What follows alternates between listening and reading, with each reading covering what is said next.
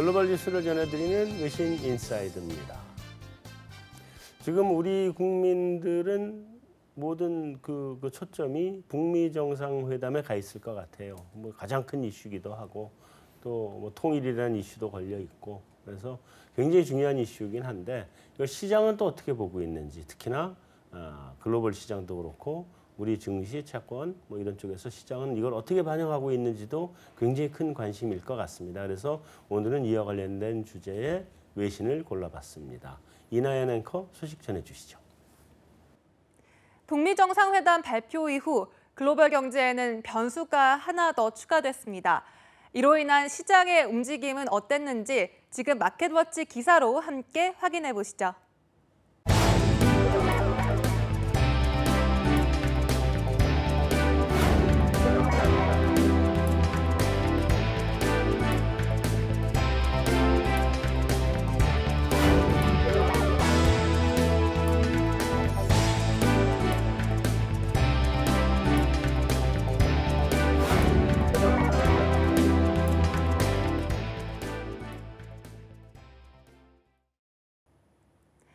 이런 몇 가지 변화뿐만 아니라 이렇게 각국의 주식 채권들도 오르락 내리락을 반복하고 있는데요. 과연 북미 정상회담 이후 우리 글로벌 무역 경제는 어떤 방향으로 흘러갈지 지금 전문가들과 함께 얘기 나눠보겠습니다. 네, 이 미국 대통령하고 북한 지도자하고 북한 대통령이 아니죠. 지도자하고 이렇게 만난다. 남북 정상회담을 한다고 하는 것만 해도 우리한테 굉장히 이례적이고 큰 이슈인데 지난 이명박 정부, 박근혜 정부 내내 얘기만 있었지 없었잖아요. 맞습니다. 전부 다 실현이 안 된 일들인데 이걸 뛰어넘어서 미국의 정상과 북한의 정상이 만난다. 이건 뭐 하여튼 누군가 노벨상 받을 일이 생길 수도 있는 노벨 평화상을 뭐 그런 정도의 큰 일인데 일단 뭐 우리 경제에 미치는 영향까지 가기 전에 뭐 좋은 결과를 낼 수 있을 것 같으세요?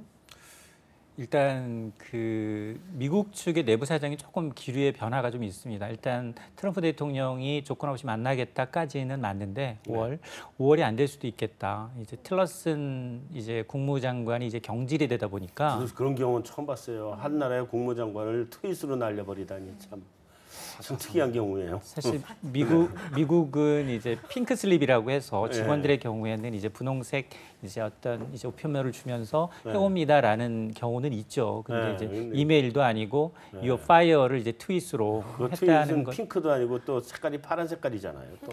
그리고 사실은 이 국무장관의 이제 영어의 풀네임이 미국은 Secretary of State이라는 말을 쓰거든요. 그렇죠. State 그러니까 미국의 장관이야.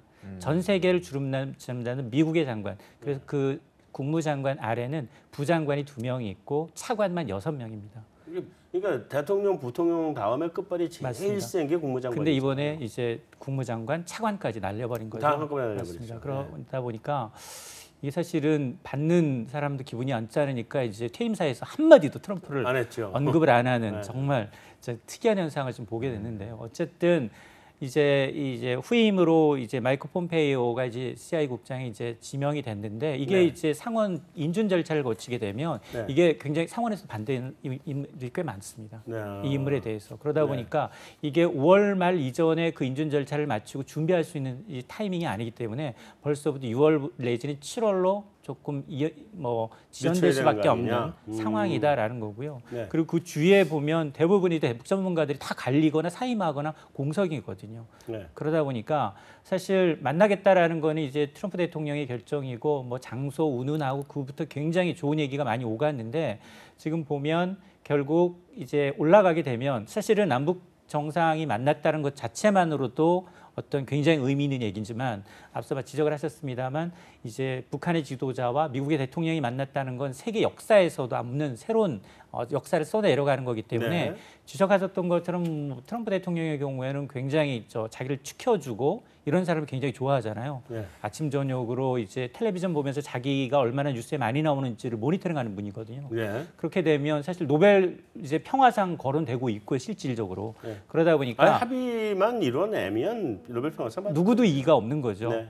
반대하는 사람이 없을 수 거예요. 있으니까 분명히 뭐 보관은 갖고 있을 것 같다. 본인의. 네. 그러나 이제 밑에 준비 사항 때문에 조금 더 지연될 수는 있고 이게 과연 얼마나 파급적인 효과가 낼까? 정말 그거는 정말 실질적으로 이제 만나서 그 사람이 이제 얼마나 심도 깊은 내용을 하고 핵 포기에 대해서 얼마나 신빙성 있게 검증에 들어가고 그걸 이제 과거에 이제 비슷한처럼 제스처만 네. 어떤 도움을 요청하고 이제 위기를 회피하기 위한 모면하기 위한 수단인지 여부를 조금 봐야 되는 부분이 있기 때문에 아마 그 사이에는 굉장히 이제 금융시장에는 좋은 뉴스거리 하나가 굉장히 제공된 셈이라고 저는 봅니다. 뭐 금융시장 얘기는 이제 좀 일단 북미 회담이 어떻게 될 거냐를 먼저 좀 한번 이렇게 좀 짚어보고 이제 금융시장 넘어가든지 경제로 넘어가든지 넘어가는 건데 일단 이거부터 먼저 짚어봐야 되지 않겠어요? 근데 자,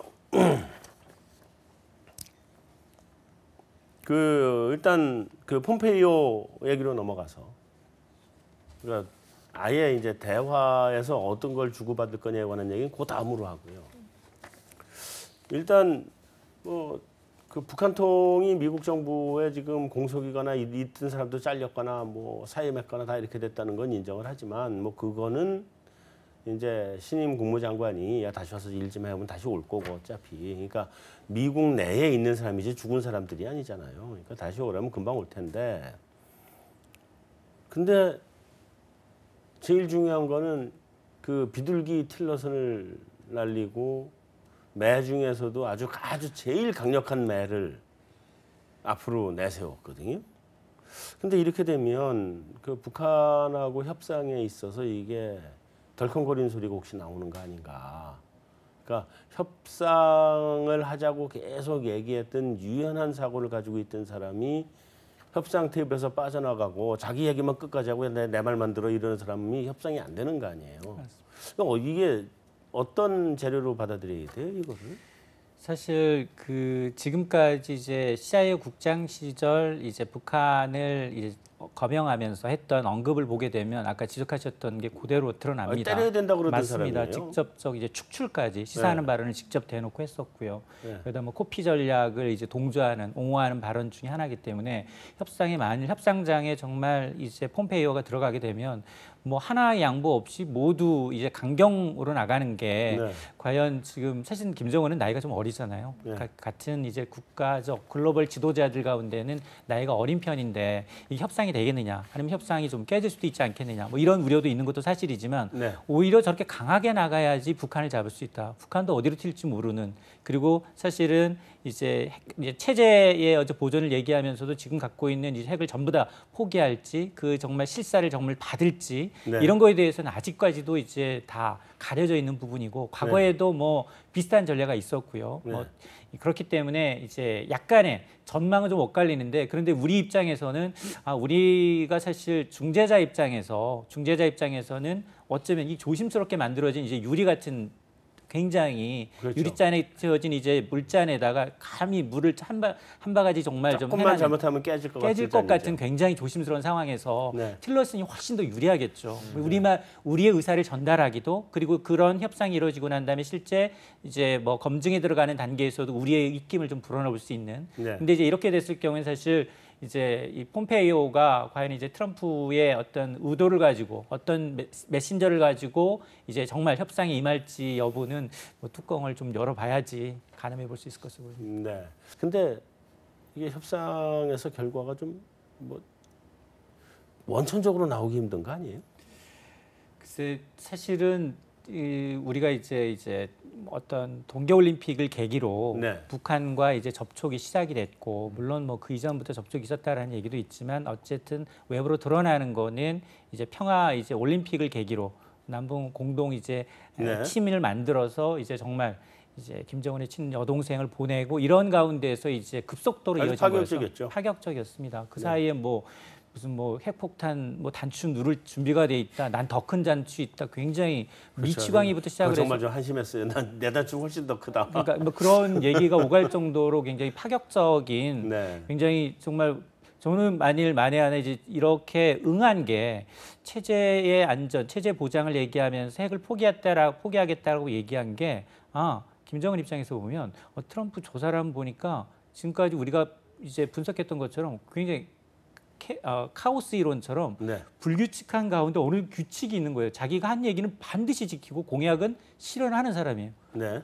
체제 전복시켜버리겠다라고 얘기하면 겁을 먹을 것 같다는 생각이 들거든요. 저도 겁먹었을 것 같아요. 네. 왜냐하면 아니 지금 뭐 괌까지 타격하겠고 두세 번이나 발사를 한 사람인데 어느 날 갑자기 딱 마음이 180도 바뀌어가지고 사실은 자기도 이제 국가급 지도자라고 생각을 하면서 굉장히 이제 한 말 주고받고 설전을 펼쳤음에도 불구하고 먼저 대화를 요청한 격이 되니까 우리나라가 중재를 하고 있다 하더라도 네. 먼저 무릎을 꿇은 셈이 되니까 굉장히 자존심이 상했음에도 불구하고 체제 안전을 굉장히 북한 내에서도 사실 굉장히 안전하지 못하죠. 왜냐하면 이제 굉장히 숙청되고 이제 자기 반대파를 하면서 굉장히 체제 안정에 노력하고 있는데 불구하고 또 특히나 이제 트럼프 대통령과의 어떤 척을 지게 되면 체제 안전이 굉장히 불안하다라고 인식했기 때문에 응한 게 아닌가. 경제 제재도 굉장히 심한 거고. 그렇습니다. 네. 그러다 보니까 오히려 이번이 정말 경제의 어떤 제재를 풀기 위한 어떤 속임수는 아닌 것 같다.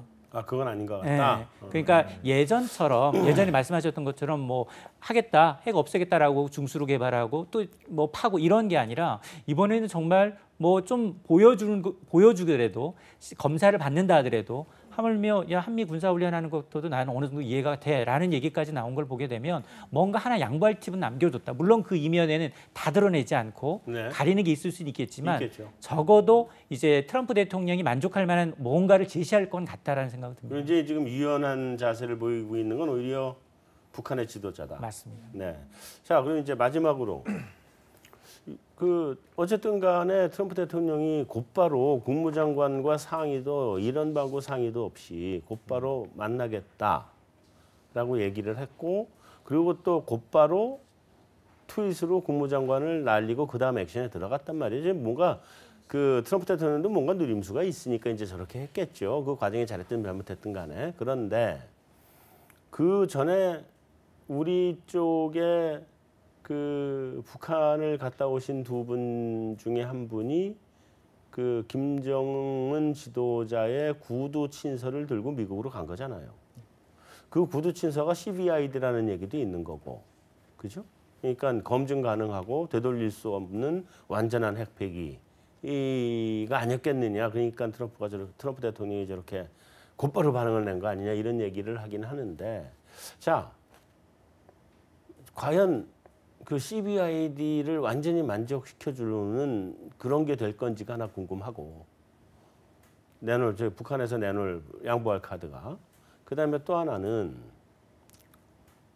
북한은 뭐를 얻으려고 그럴까? 우리의 한미 군사훈련도 좀 축소하기를 원할 수도 있을 것 같고 경제적인 제재를 풀거나 또 뭐 이런저런 것들도 좀 해달라고 그럴 것 같고 그다음에 북미 간의 평화조약을 맺자 이렇게 나올 수도 있을 것 같고 등등 여러 가지가 있을 텐데 하여튼 북한이 원하는 바는 또 무엇일까? 그게 중요하지 않을까요? 사실 뭐 그게 가장 핵심이겠죠. 네. 왜냐하면 뭐 자신이 먼저 이제 대화를 원했고 그리고 이제 자신의 패를 내 보였던 것처럼 체제 안정을 얘기하지만 겉으로는 아까 이제 뭐 글로벌 어떤 이제 무역 제재, 경제 제재에 대한 굉장히 핍박이 좀 심했고 네. 그러다 보니까 이제 자금줄이 끊기게 되고 자기 어떤 체제 유지 안전을 굉장히 위협받고 있다라는 건 분명하니까 네. 어쨌든 뭐 겉으로 드러나진 않지만 분명히 요구할 부분이라고 생각을 하고요. 네. 그다음에 그러면 이제 그런 체제, 그런 요구를 들어줄 수 있다면 과거에 실패했던 사례를 봐서 만에 하나 이제 정말로 미국이 원하는 이제 실사 검증이 이루어지지 않고 핵 폐기에 대한 정말 어떤 확신을 주지 않은 한 트럼프 대통령한테 확신을 주지 않은 한 이제 트럼프 대통령도 과거와 같이 속지는 않겠다. 너한테 계속 퍼주기만 하고 말로만 이제 앵무새처럼 이제 한다라는 얘기 못 믿겠다라고 지금 얘기를 하고 있기 때문에 네. 아마 저는 뭐 김정은이 바보가 아닌 이상 이제 만에 하나 이제 건드릴 경우에는 정말 이게 자존심을 굉장히 긁는 거거든요. 네, 네. 먼저 대화하자고 해놓고 다시 거기에서 뒤에 가서 뭘 하고 있다면 트럼프 대통령은 이미 전 세계를 대상으로 해서 나는 이미 내 위협 정리했어. 그렇습니다. 이거네. 정리됐고 북한 문제 내가 아니면 누가 하겠냐. 네. 오바마 못해. 네. 나니까 한 거야. 계속해서 지금 이걸 계속 얘기하고 그 얘기하고 있죠. 그렇습니다. 그러니까 그런 상처를 입혔다는 건 더 큰 후환이 올 수 있기 때문에 네. 적어도 이번만큼은 아마 이제 자기의 어떤 그 존재감을 그래도 국가에 인정받지 못하고 있는 국가의 지도자라는 걸 조금 부각시키기 위해서라도 뭔가 좀 팁을 줘야 되지 않나 저는 이런 생각입니다. 그러면 그 북한에서도 상당히 유연하게 나오고 있고 다음에 그렇게 유연하게 나오면 미국도 받아들일 자세가 돼 있고 그다음에 회담은 성공할 가능성이 꽤 있다. 그러니까 크게 그 사실 남북 정상회담은 그렇게 크게 김정은이 생각하고 있는 것 같지는 않아요. 어차피 예. 그 의사결정 우리가 할 수 있는 게 할수 아니에요. 아니니까 우리는 어차피 중개 역할을 하고 있는 거여서 네. 그리고 지금 회담 장소로 거론된 것도 뭐 판문점을 1순위로 해서 아니다 뭐 일본을 간다 아니면 아니 워싱턴으로 날라 공해상이다 별 얘기 다 있죠. 별 얘기가 다 나오고 있는 걸 보면 아마 이제 상징적으로 이제 판문점 같은 데서 이제 하게 된다면 네. 뭐 남북 대화 장소도 이제 거의 결정된 상태이고 이러다 보니 오히려 더 이목을 끌면서 자기가 원하는 이제 것은 충분히 이제 뽑아냈다라고 생각할 수 있다는 생각입니다. 자 일단 북미 대화 호재죠. 결과를 봐야 될 걸로 보고 있고요. 네. 저는 이번에 처음에는 트럼프 대통령이 바로 대화를 하겠다고 했지만 네. 그 이후에 지금 틸러슨 해임하고 강경파 폼페이오로 바꿨거든요. 그래서 저는 이렇게 폼페이오로 바꾼 거는 북한 입장에서는 굉장히 긴장될 수밖에 없는 부분이라고 보고 있어요. 그래서 예전처럼 비슷하게 뭐 말로만 뭐 비핵화에 대해서 뭐 해보겠다라고 하고서 다시 계속 개발하는 쪽으로 가거나 한다면 그렇게 가긴 힘들 것 같고 미국에서는 네. 일단 너무 그렇게 이제 음모론적인 얘기는 우리 둘이 다 했어요.